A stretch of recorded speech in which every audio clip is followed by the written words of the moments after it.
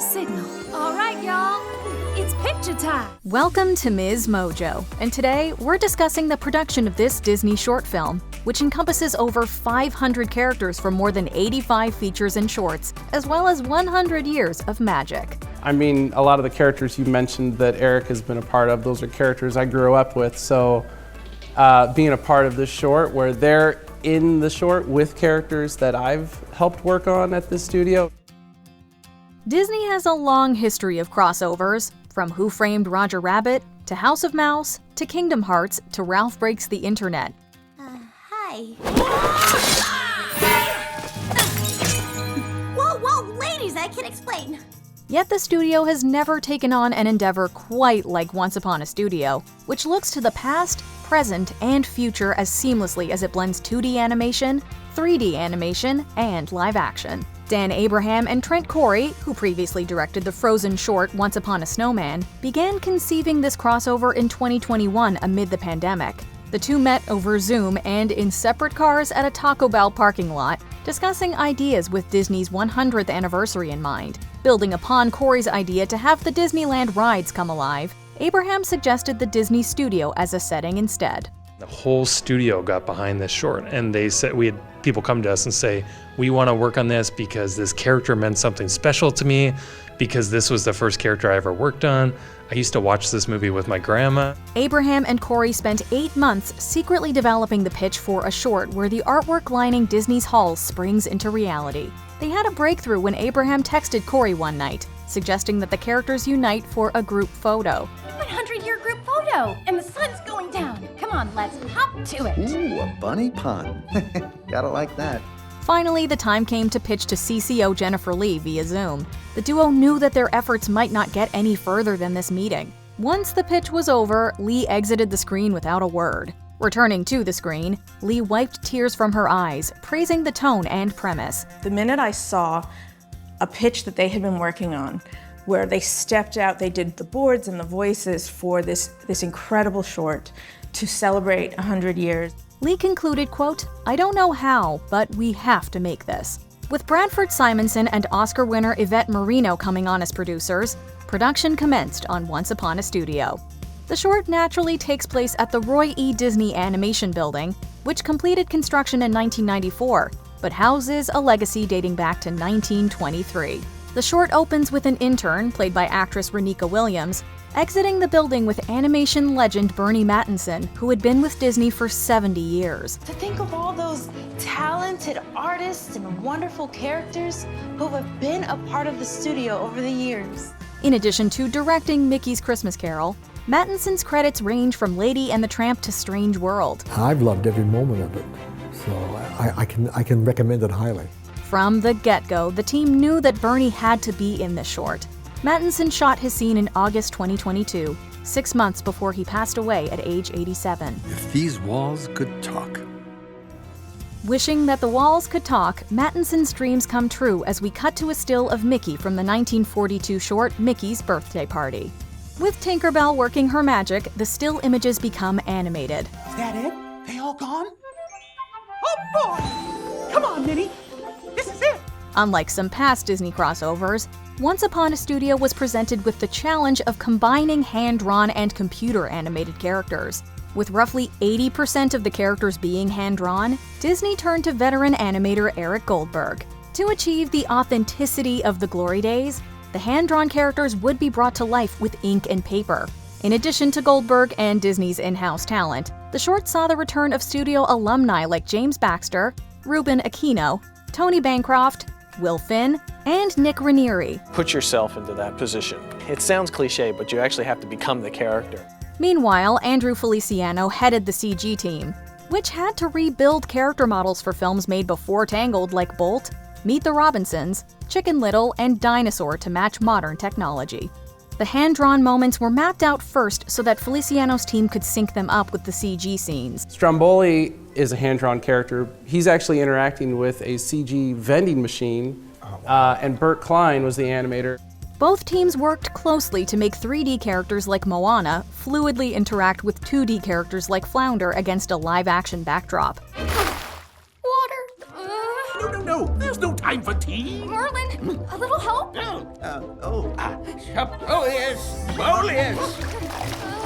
In addition to Easter eggs like the Snuggly Duckling and Litwack's Arcade, backgrounds are adorned with photos of Disney royalty such as Mary Blair, Floyd Norman, and Ub Iwerks. There's even a photo of a young Bernie Mattinson with mentor Eric Larson.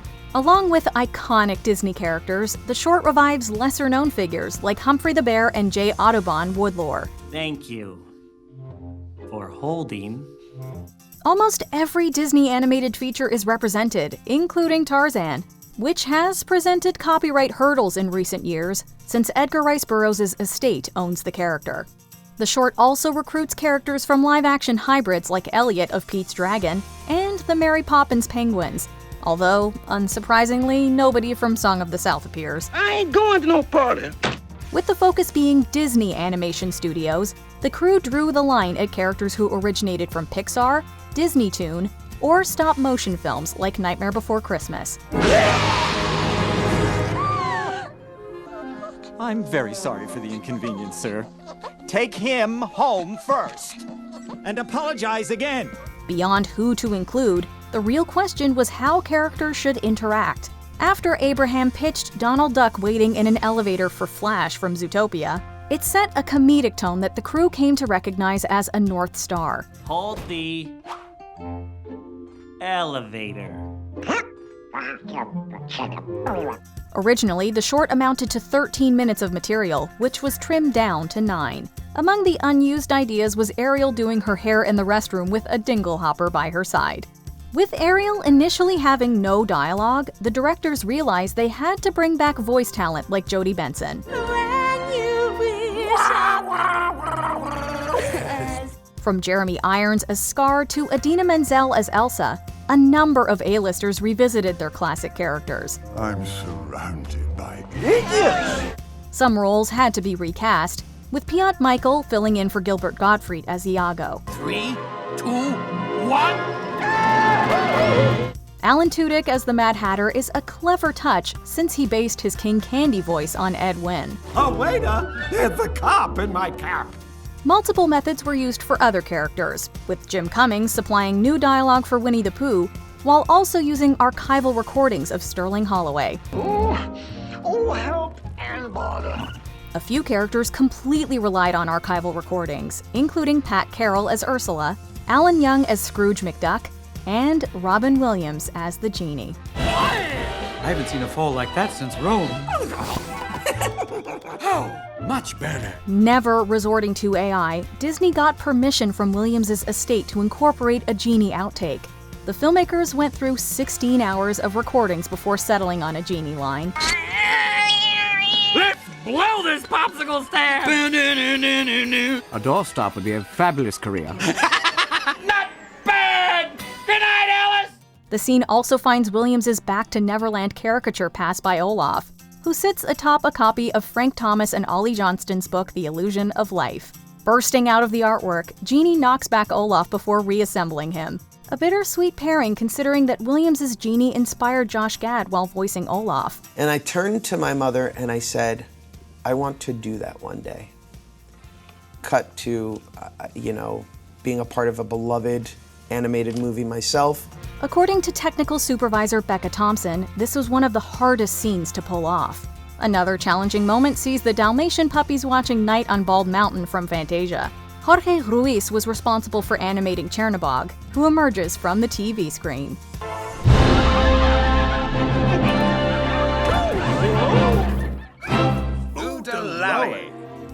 The emotional highlight finds Mickey looking up at a photo of his alter ego, Walt Disney. It all started with a mouse, but even before Mickey, there was Walt's vision.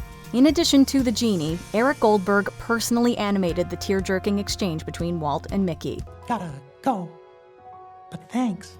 Dave Metzger composed the short score, but for this sequence, the crew used a new recording of Feed the Birds, Walt's favorite tune.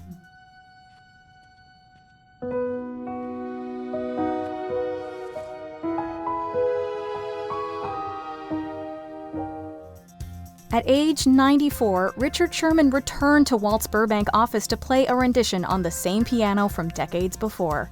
Then he'd say, you look to me as I play it. and I pretty much knew what he wanted. He wanted to hear his favorite song. Mickey thanking Walt for setting the past century into motion may be the short's most touching moment, although a close second sees Mickey make way for Oswald, who hopped so that the mouse could run. Before we continue, be sure to subscribe to our channel and ring the bell to get notified about our latest videos. You have the option to be notified for occasional videos or all of them. If you're on your phone, make sure you go into your settings and switch on notifications. The climactic photo shoot assembles everyone from Susie the Little Blue Coupe to Pedro the Airplane from Saludos Amigos to the skeletons from the Skeleton Dance. How else could it wrap up than with the whole cast singing When You Wish Upon a Star?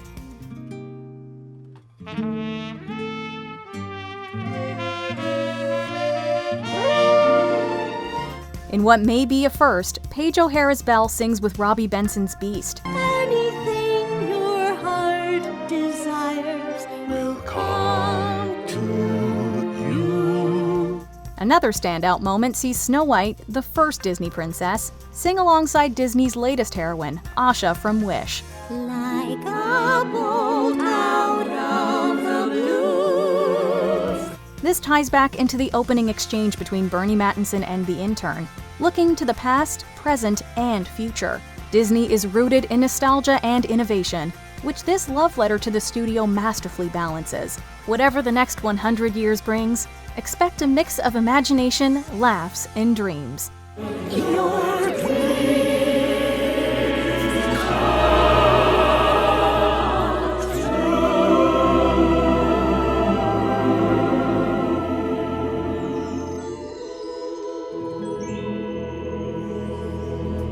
What's your favorite Once Upon a Studio cameo? Are there any small details that we missed? Share your thoughts in the comments. On with the show. Do you agree with our picks? Check out this other recent clip from MsMojo. And be sure to subscribe and ring the bell to be notified about our latest videos.